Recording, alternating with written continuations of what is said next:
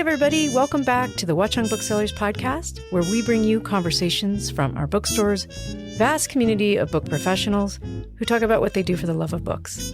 Thanks for joining us. I'm Marni, and I'm here with my co-producer, Catherine. Hi, Catherine. Hi, Marni. Hey, everybody.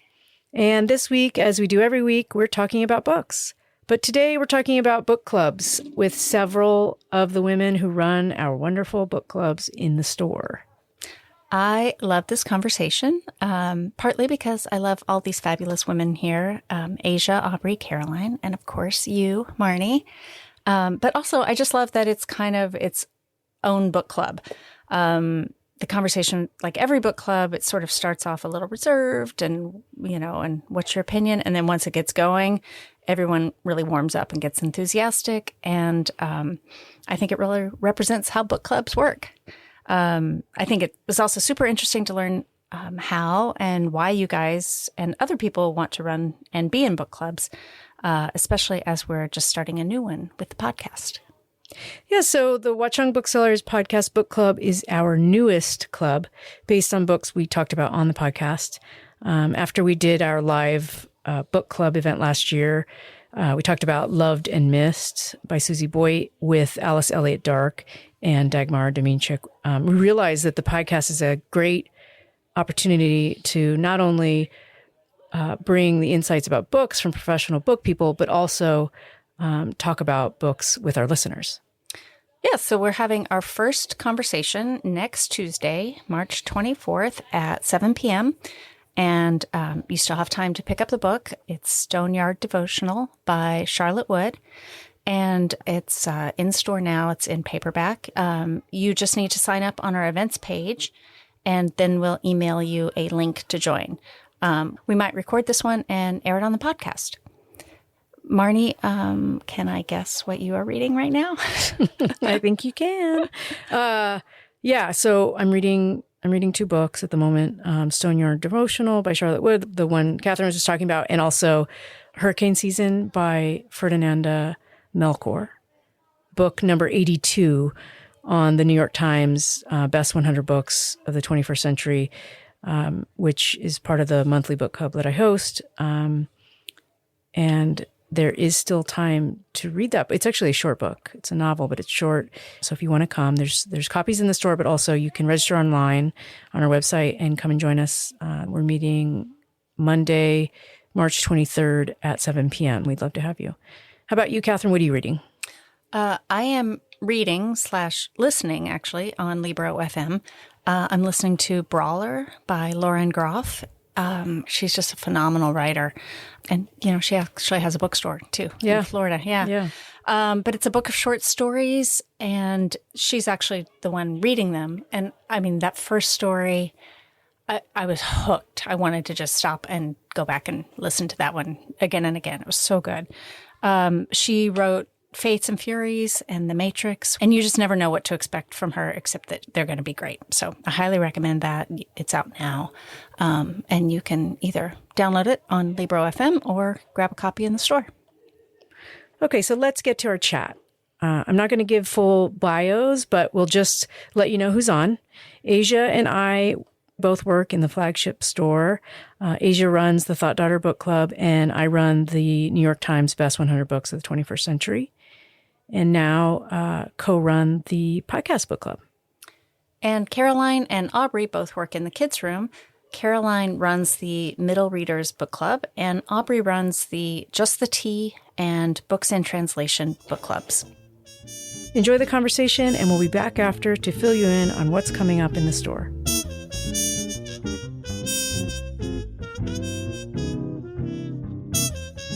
Hi, this is Marni. I am one of the co-producers of the podcast, and I've worked at the bookstore since 2021. And I started off just selling books and then transitioned into the podcast 2 years ago. And I lead the New York Times Best 100 Books of the 21st Century at the bookstore. We meet once a month. It's usually the last Monday of the month at 7 p.m. And we initially started the book club, over a year ago. I think we started in the fall of 2024 because the Times published the list at the end of the summer, I believe. And we started going down our list starting at 100. And it was really fun. And we had sort of the same crew showing up month after month. And then some of our regular members suggested that we start bouncing around the list. So now we do a random number generator and pick our titles that way so that we're not, 8 years down the road reading some of our favorite titles. So, and my book club is very casual. The one thing we do ask is that people sign up online so we know how many chairs to set out. But it's a really informal group. I lead the discussion, but that's only because I have the keys to the store. And it's typically about, 6 to 10 people that show up. And we just, go around the group and we just talk about the book, why we liked it, why we didn't like it. But we don't have any like formal questions. And oftentimes if we have someone that really loved the book or has any sort of extra information about the author or the book, sometimes they will ask to lead the discussion, which is always fun. My name is Asia. I have worked at Watchung since 2015. So it's been 11 years this year, which is crazy and insane. I started working here when I was in high school. I was part of the junior bookseller program when I was in high school. And then I went away to college for a couple years. I came back full time. And now I do book selling. I do gift buying. I do really fun stuff at the bookstore. And I started running my own book club two years ago. I think it started in the fall of 2024. It was in September. And it's the Thought Daughter Book Club. So we do backlist books, really primarily written by women. We haven't done a book written by a man yet, but it's all under 300 pages. And it's a very, very chill, low stakes book group. I remember when I started working here, we had so many other book groups. We had like the memoir book group, we had the history book group, we had the climate change book group. And some of those we still have, but we've cycled through so many. And so we had never had a book group that was kind of, I don't know if this is inappropriate to say, but like for young people. So I wanted to do that. I wanted to get people who are my age, like in reading and to know what everybody wanted to read and what everybody wanted to talk about. So it's a really, really fun group. It's very small. It's usually only like 6 or 7 people at a time, but it's a great crowd. And we have really good discussions, like very casually. And sometimes we really like the book, sometimes we bash it, but it's always really fun.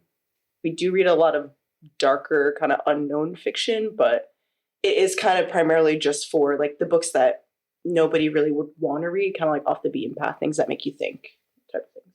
Hi, I'm Caroline. I've been working at the bookstore since 2023.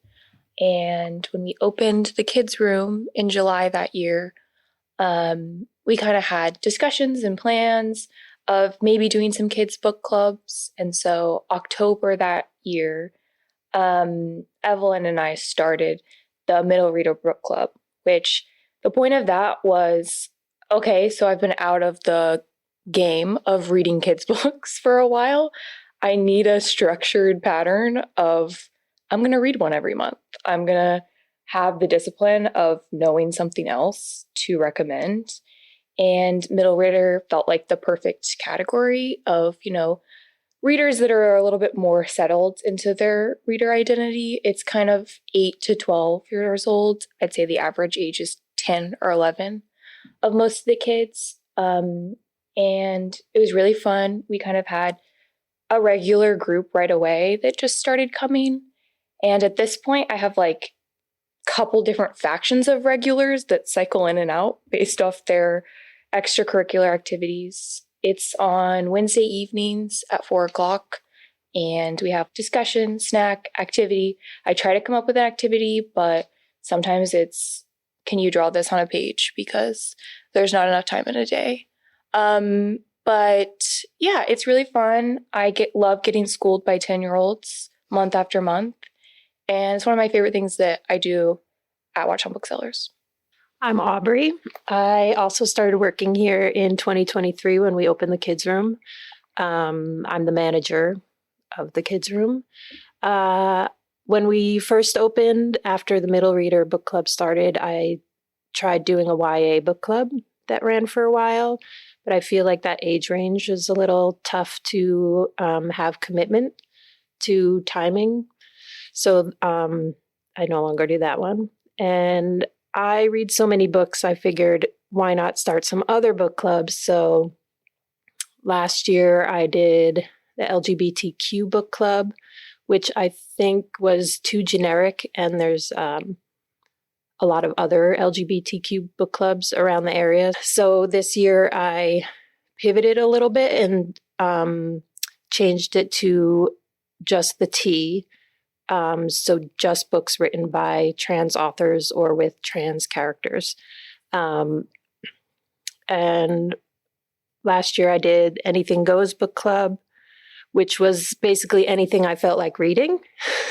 And I think that was also a little too generic. So I changed it to books in translation because that is one of my favorite things to read. I tend to pick my books a little bit more topically around what maybe is happening during the month, whether it be like Women's History Month or various other things like that. I'm trying to build up the book clubs and am hoping to gain an audience. Wait, Aubrey, so how many book clubs is that? That's a lot. Well, right now I have 2 in the store, Wow. but I also have one that I'm part of in the town, in my town, in Bloomfield. And I would do more if I could find more time in the day. That's amazing. 3 book clubs a month? Yeah.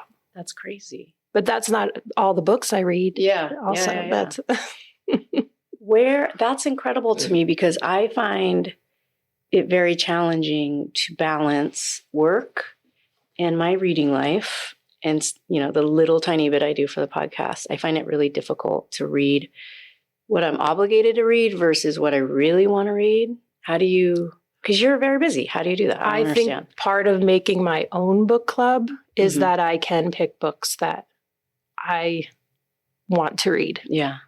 And I've found out that actually there's some books that I've been wanting to read for a long time and I did not like them. Oh. And then it's a little disappointing. But then I also find ones that I'm so glad that I finally read. Yeah. What do you think the benefit is of not liking the book in book club? Like what are those discussions fuel in a different way? Those are my favorite discussions, actually. And I find that there probably has been a couple times where everybody's loved the book, but I feel like there's more times where we're divided. And those are the most interesting discussions because you get to see, you sort of get to know these people who, some of them if they're regulars, and then our club has a lot of people that kind of come and go. So you really get to know a little something about a stranger and their perspective. And I find that fascinating. Whatever. Sometimes I'm sure it's annoying. But I find that probably the most interesting part of the book club, aside from the book. But it is. It's like other people's perspective or how they just interpret something so very different from me. I feel like I'm, not to sound corny, but I do feel like I learn a lot about people. Isn't there that expression or idea that, like the quickest way to community is like a joint enemy? So yeah, if the book is your joint enemy, it builds intimacy quickly. It's like you have something to gossip about the book. Yeah. Or, right. So I always think that's fun. And that's like that's a healthy way to pile on is an artistic discussion instead of being mean to someone. You're mean to a fictional person is a different category. Yeah. Well, I think one of the more challenging things, and we can all speak to this, in terms of running a book club as a bookseller at Watchung Booksellers, you have to be responsible in the way you respond to your other members, right? Mm-hmm. So if they have a very different opinion that you don't agree with, you still have to, I don't know. Do you guys find that? Or you still have to have your composure and be polite and respectful. Especially when a 10-year-old is. Yeah. But for a 10-year-old, you are the adult. So you could actually be like, oh, that's really interesting. Yeah. Let's give someone else an opportunity to talk. But when you're sitting in a room full of, 40 to 70-year-olds, you have to show some deference, but you also have to, keep the conversation going. I find that not challenging, but it's something I always have to kind of keep in the back of my mind. Because if I were just attending a book club, wherever, at someone's house or whatever, you could have your opinions and just be like, I totally disagree with you, Yeah. Mm-hmm. and I think you're wrong. I don't feel that I can necessarily do that in my book. Not, You stand up in the middle. yeah, I've had enough. And they start moshing. Yeah, exactly. No, I just mean like you have to, you got to keep a little space in the room for everybody to kind of disagree. Luckily, this is so funny because Caroline comes to my book group too, so we're reading the same book at the same time usually. So I can air out all my grievances ahead of time, like to somebody before the book club, so that by the time it happens, I'm like, well, I've already said everything about the book that I didn't like. Yeah. So now everybody else can talk. But have you guys experienced that in your book club where you've had wildly different opinions? Sort of the meta message or the underlying feeling is that there's a little bit of tension when people have a very different opinion. Like I've even found myself being like, this person knows nothing about what it means to be poor in America. Like I definitely will have to then take a step back and be like, come on. Like it's a Monday night. And these are all very nice people. So calm down. My tension is age tension of there'll be a first grader and a fifth grader. Amazing. In the discussion, and they're weighting things differently of, if they didn't think a certain character was cool or whatever. Yeah. And it's all very subjective, and they kind of learn, because in the classroom, everyone's a little bit on equal footing. Yeah. But this is not a classroom. And so the kids are coming at it from different perspectives. As they tell me multiple times, this is not class, this is not school. When I try to tell them, we did Mentos and Coke one time because we did Kate McKinnon's middle reader, Millicent Quibb, and it's all about mad science. And so I was trying to come up with like a little experiment that we could do. So we did Mentos and Coke, and I tried to explain to the kids like why it causes the eruption. And they were like, is this science class? Just hit it. Like, just put the Mento in. I have to say the Middle Reader Book Club is so fun to listen to. Even when they tease me, I find it really entertaining. There was also another book club that was Gregor the Overlander by Suzanne Collins. And that's about people who live underground. They find this like underground society. And so there's people that have never seen the sun. And there was this girl that was like, we were talking about how weird the people looked, that they were like purple-eyed and really, really pale. And one of the girls was like, kind of like you. Like, pale, kind of like you. Wow. Which, honestly, I had to laugh because she got me there. Like, and so my tension is also with my control of the room, and them being respectful of each other, which those are the main tenets of facilitating a book club, no matter the age. Wait, did you say this before? Do you have regular kids that show up? I do. It kind of cycles of like, it'll be the same kids for like 6, 7, 8 months. And then a few new ones will trickle in. And then they kind of compound off of that, or they know a few people and they'll tell other people. And now at this point, I have people that have like aged out, that are like, that loved the book group and like now want to read YA or, and that's so sad. It's like the class year ending and you never see the kids again. Wow. But then they still come in to the bookstore and I can still recommend them books and, feel like it's still fun to see them. Wait, so Asia, you've been here the longest. Yeah. This is your first book club that you've done?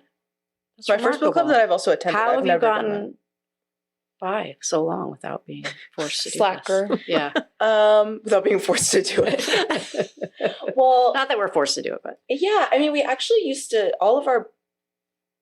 now I feel like a lot of the book clubs are staff run. They didn't really used to be like that. They used to be customer run, like community run. People would come and want to have their book clubs at the store. So we would kind of stay to just, keep the store open and do checkouts and stuff. But we didn't really do like staff run book clubs for a long time. We do still have 2 that are staff run, right? Yeah.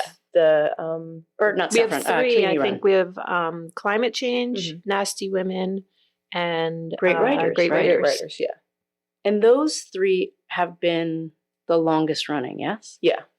Great Writers definitely, I remember, was, and Climate Change before. Now it's strictly virtual, but they did used to meet in the store too. And Nasty Women kind of had its revival like in the last couple months. But that was a long running book group too. So yeah. My favorite book club at the store was the original memoir book club. Yeah. A lot of people, Yeah. customers will come in and talk about how much they miss that. They kind of want another like revival of memoir, but everybody really loved that. So we should say that book club was ran by Louise DeSalvo, the late great Louise DeSalvo. She was I'm trying to make sure I get this right. She was a Virginia Woolf scholar, I believe. She founded and ran the MFA program at Hunter College, MFA in memoir writing. And she lived here in town, and Margot knew her pretty well. She had that club for so long that Sammy, I'm trying to think how old Sam, my son, was. I think June was a baby. And I remember saying, like, I need to get to that book club if it kills me. But I was still, in the throes of toddlerhood. And it was always around June's bedtime, so I could never go. And when I finally got June's sleep train, which she was very old, and I remember I was like, I'm if it kills me, I'm going to that book club. I'm a Debbie Downer. I'm going to say it. By the time I could go, Louise had gotten very ill and passed. And I was heartbroken that I never got to go. And she still, to this day, is one of my favorite writers. Yeah. If you've not read her stuff, was a phenomenal writer. But anyway. But I tried to revive that memoir book club. I don't know if you guys remember that, but it was super fun. But it was, I felt like I had really big shoes to fill because there were people that came to it From the previous. And I was like, oh man, that's a lot of pressure. And I tried to be like all like cash about it. That was not appreciated. You can't be casual. I could not. After following. No. that, Yeah.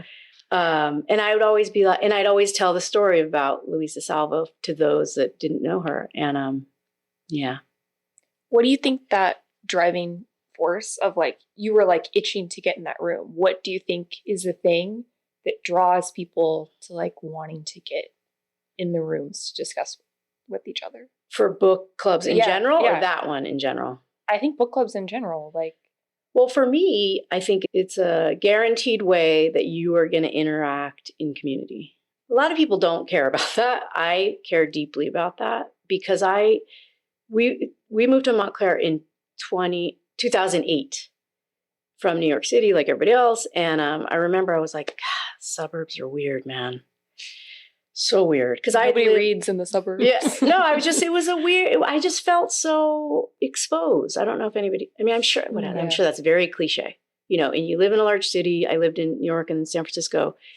You're very anonymous, right? And then suddenly you move to it's not really a small town, but you move to a town where everybody knows each other. And then you sort of understand what it means to become a part of that community. So that I learned that. I was like, oh, that's how it works, right?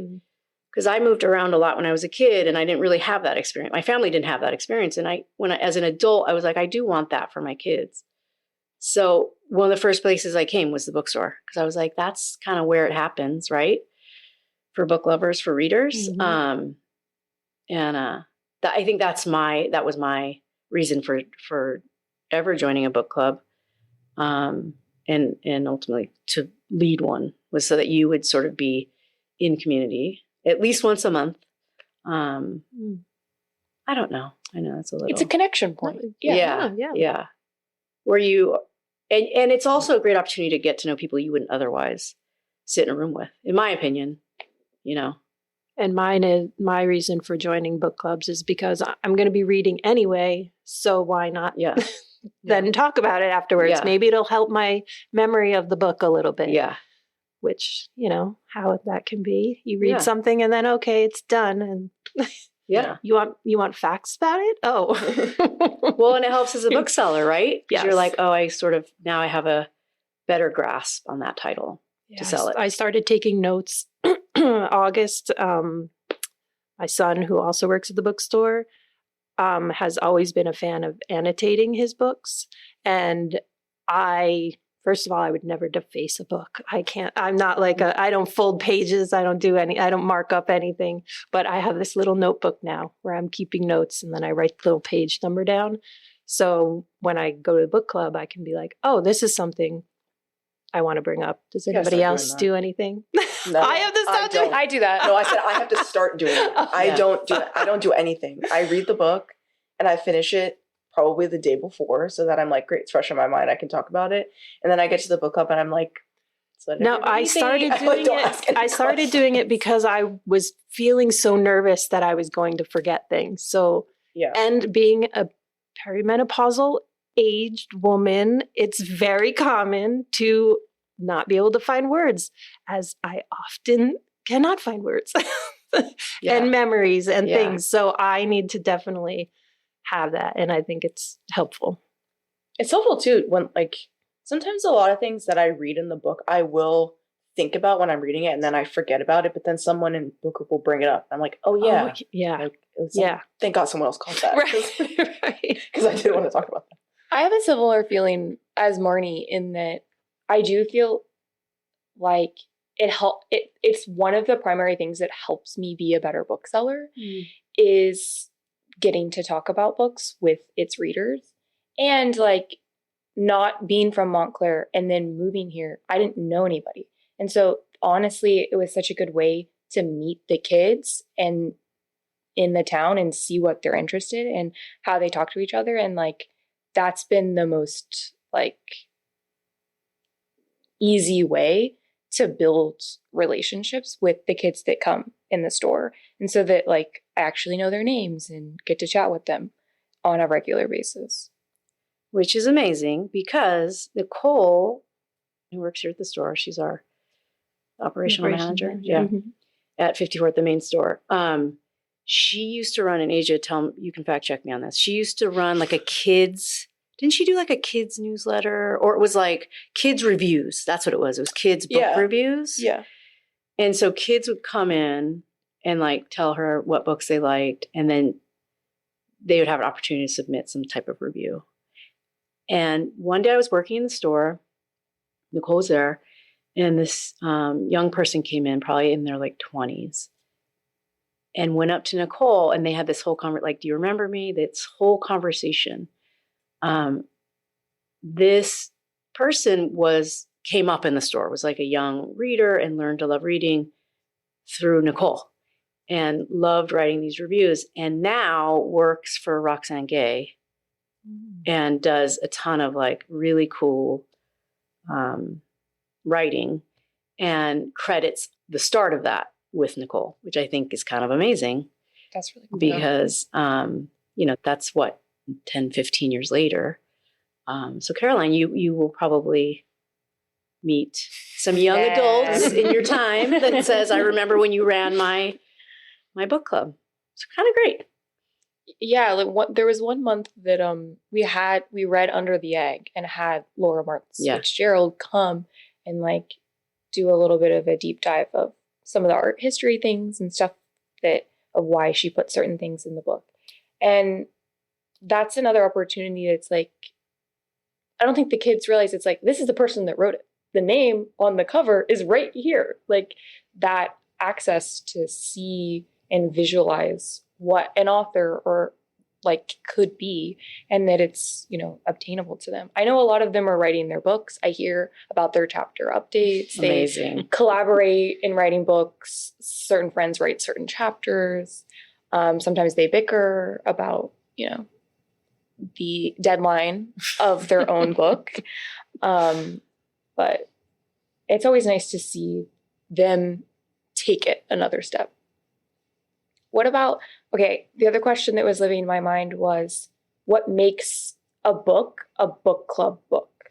Like that there's kind of a cachet to it. Sometimes if somebody's like, oh, it's a really good book club book, sometimes I'll like kind of not be intrigued by that title because in my head it's like, oh, it's like easily packageable or like easily universal, and sometimes that's good and sometimes that's boring.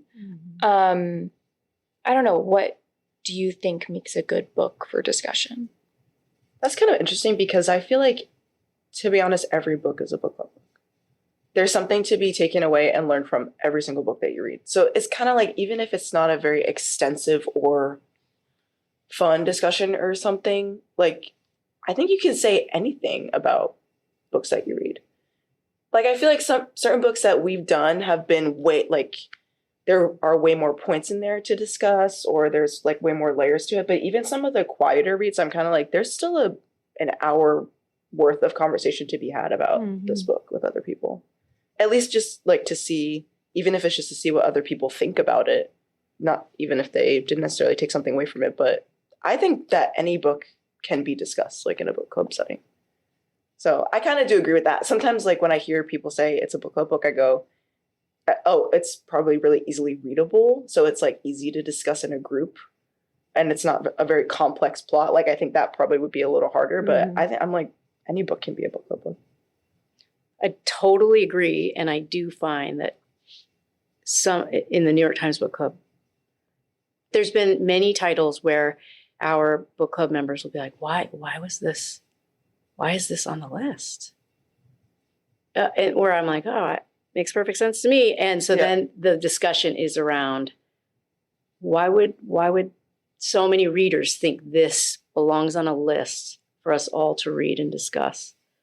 And I'm with you. I think you're always going to find something. I mean, maybe that's because the reason why we're all booksellers is you there's always a way to discuss a book, even if it's abstract or you didn't fully understand it or get the point. I probably miss the point all the time, but that's part of the discussion too, you know? Like, I've learned a lot about specific titles from people in my book club, where I'll just be like, I didn't get this part, you know, and it's more about that person. You probably found a different thing that maybe they didn't see. Maybe, I mean, we all have our own perspective. Yeah. And I think that also Yeah.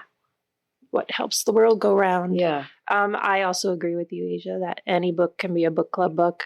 And sometimes I think when I'm picking my books, I focus too hard on trying to pick the perfect book that everyone wants to read. Yeah. Or this is the book that I want to read. Why doesn't everybody else want to read it? So when picking books, I know, Marni, you don't have I don't get to you pick. don't have to pick. Yeah. But when picking books, do you have criteria that you? Okay, Asia also has a little specific criteria, but leaving it more open-ended, like how do you choose? I actually, okay, just for discussion's sake, I'm going to disagree with the fact that every book can be a book club book, because some of it is like self-protection. There are some books that I love too much that I don't want to discuss with people. I don't want it to be food for the animals. And why is that? Just because you don't want to hear like the other side? Yeah, no, there's just some that I'm like protective of, and I already love it, and it doesn't need to be solidified by somebody else's opinion. Sometimes that happens with the kids. I will love the book so much, and they're like, it was cool at parts, like whatever, like and then I like, want to get into all the historical aspects of it and like teach a lesson, and they're like, I don't know, it's kind of weird when they said that thing. Like they just want to talk about it on a different casual level. But in terms of selection, I just pick something I haven't read and have minor curiosity of like, what's in there? Like, I kind of feel like that would be interesting to know what that book actually reads like. And then I try to do a variety of genres. How do you guys handle, and Caroline, you answer this first, but maybe this is the wrong question, but how do you guys handle when there's like a little bit of a lull in the group and there isn't a lot of conversation about the book? Is that different for kids? Usually the lull is they've already gotten up and they're across the room. So then I'm trying to bring them back to the table. Yeah. Or they're trying to find out what's next. And I pretend to let them browse the shelves and say, what would you like? And then I pick the book and their opinion doesn't matter. But in terms of, honestly, they've gotten good about like, guys, we need to talk about the book. Which makes me laugh sometimes. Maybe that's when I know it's time to transition to the activity or do something a little more interactive. Or that's when I'll ask a question maybe they can relate to of like, when's the time you felt like this character might have felt? Or when's the time like where they want to talk about themselves? Okay, if they don't want to immediately talk about the book, let me get them to talk about themselves and then we'll go back to the book. Smart.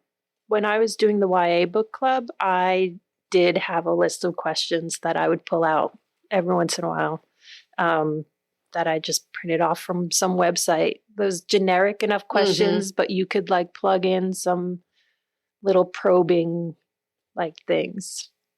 I think the YA book club, the age range was just, that little awkward enough. Yeah, tricky. Right? Like, the middle reader, they're still young and rambunctious and not so self-conscious. And then these kids were a little bit older. So I felt like I needed to definitely have that list to be able to pull out. That's really smart. Maybe I should have a list. Like I should too. Yeah. I mean, you can add it in your little notebook now. And you, yeah. Asia, what about you? What do you do? Is there a lot? Sometimes. Or you guys all really know each other, right? Yeah, I mean, we do now. I think it helps that it's the same, like kind of the same crowd. So we all kind of are comfortable with each other. There are some new people that come like periodically though, which is nice. I don't know. Sometimes I'll just ask kind of a really, really general question. Like, what did you think about X character? What did you think about the end? What was your favorite part? Like, I kind of just try to get the conversation going back a little bit, but I'm very grateful that I'm in a book group full of very smart, talkative people. So they sometimes like other people will ask questions or lead the discussion or something. So it just naturally kind of slows and picks up, which is good. That is great. I think we tend to move towards the author and what each of us knows about the author. And I try to either read something like an interview that the author was in or a podcast so that we have like a little tiny bit of information. Because you're always, sort of like, oh, I didn't know that about this person. And that's really helpful. Okay, so what's everybody reading right now? For the book club? Or just in general? For the book club. I also forgot to say, my book club meets on the last Thursday of every month. Everybody said when their book club meets. Sorry, I forgot to say that. We're reading right now, the book for March is The Incendiaries by R.O. Kwon, which I actually have read. I read it when before it first came out because I remember reading The Galley and I have not read it since then. So I'm excited to reread it and get a fresh look on what I remember and what I don't and to see what everybody thinks. So that will be exciting. And the Middle Reader Book Club is reading The Escape from Mr. Limoncello's Library by Chris Graberstein, something like that. And I picked that because that's one of August's favorite books. So I picked it on August's recommendation. So it's his fault if it's bad. For Just the Tea Book Club, this month we are reading Nevada by Imogen Binney.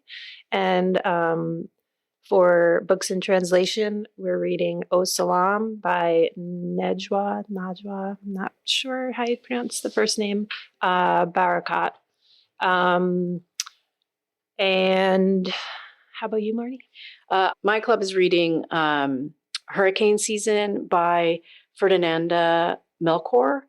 And it is number 82 on the New York Times Best 100 Books of the 21st Century. It came out in 2017, and it is a novel. And we're also going to be discussing Stone Yard Devotional on Tuesday, March 24th at 7 p.m. And we're going to do it online, virtual, and we'd love to have you join us. And you can find all the information about that on our website. Okay, we have to open the store. Thank you, Asia, Aubrey, Caroline, and Marni, for talking about your book clubs and hosting them, and of course, just being avid book lovers. Listeners, we actually have a dozen book clubs you can choose from, so really you have no excuse not to join one of them. You can find information about all of our clubs in our show notes and at watchungbooksellers.com. We have a quiet week this week, but next week we have 5 book clubs and 1 author event. On Thursday, March 26th, Toni Ann Johnson, who was on the podcast a few weeks back, will be here to discuss her new book, But Where's Home, with Latif Farmer. And looking into April, we've got a great workshop planned with Ariel Eckstadt and David Henry Sterry, aka the Book Doctors, to share all their insight on how to get published. Plus, we're already gearing up for our annual Independent Bookstore Day on April 25th. We have merch you can order now, and you can also submit your entries for our bookmark contest. You can get details and tickets for all of our events, story times, and book clubs through our newsletter, show notes, or at watchungbooksellers.com. The Watchung Booksellers Podcast is produced by Catherine Council and Marni Jessup, and it's recorded at Watchung Booksellers in Montclair, New Jersey. The show is edited by Catherine Council, and original music is composed and performed by Violet Muika. Research and show notes by Caroline Shurtleff. Thank you to the staff at Watchung Booksellers and the Kids Room for all their hard work and love of books. And thank you for listening. If you enjoy the show, please like, follow, and share it. You can follow us on social media at Watchung Booksellers. And if you have any questions or ideas, you can reach us at wbpodcast@watchungbooksellers.com. We'll see you next time. Until then, for the love of books, keep reading.